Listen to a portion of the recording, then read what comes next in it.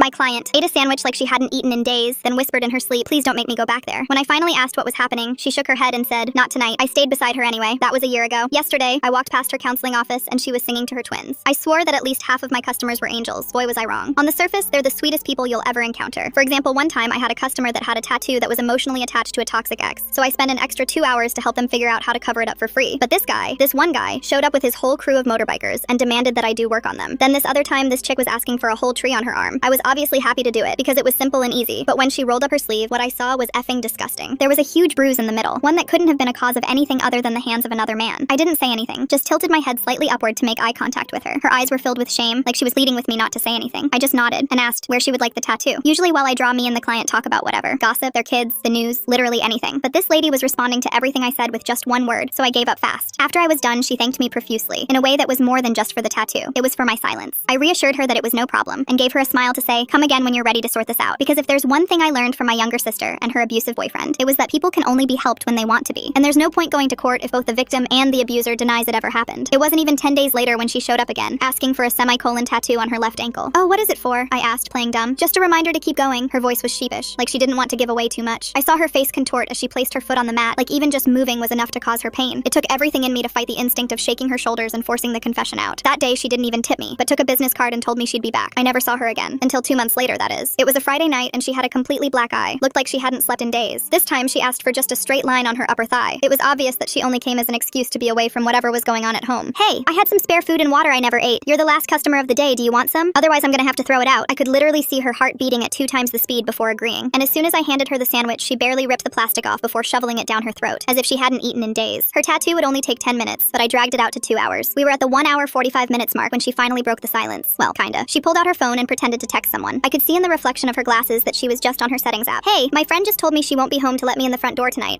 Is it cool if actually, you know what? Don't worry about it. Never mind. Of course you can stay here. I was actually planning on pulling an all-nighter to work on some stuff." I was lying through my teeth, but she bought it, or pretended to anyway. I could see her trying to hide her excitement, but the corners of her lips were turned up all the way. That night, she slept on the tattoo bed while I pretended to work on my computer. I had just finished another game of League of Legends when I heard her laughing in her sleep. I turned around smiling, but that's when I saw tears streaming down her face. I sat down beside her. "Please don't make me go back there. Keep me safe, please." I held her hand and nodded, and suddenly, she shot straight up and finally explained what was going on. Her boyfriend was a police officer, and a well-respected one at that. Except when he went home every day, instead of watching TV or drinking a few beers, he'd spend the night wailing on her. He called it their little game. She had nowhere to turn, except for now. I opened my mouth to ask more, but she shook her head. "Not tonight," she said quietly, before turning her back and going back to sleep. The next morning, there was a knock at the door. It was the police. 3 officers stood at my door, their uniforms crisp in the morning light. The lead one stepped forward, and my stomach dropped. Officer Derek Johnson, all 6 feet 2 inches of him, with those cold eyes that scanned right past me into the shop. His hand rested casually on his service weapon. "We're looking for Rachel."